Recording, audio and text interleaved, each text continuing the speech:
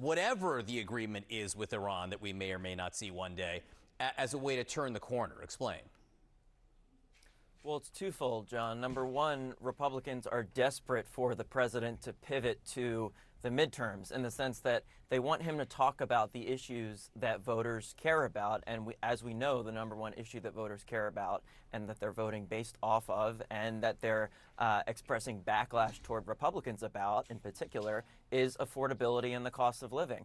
The president doesn't talk much about that these days. Republican leaders on Capitol Hill are really frustrated, for example, that the president doesn't actively talk about the One Big Beautiful Bill Act, which, it included all those tax cuts, tax incentives, et cetera. Democrats talking about it in a completely different way, obviously, when you talk about the Medicaid cuts, things like that.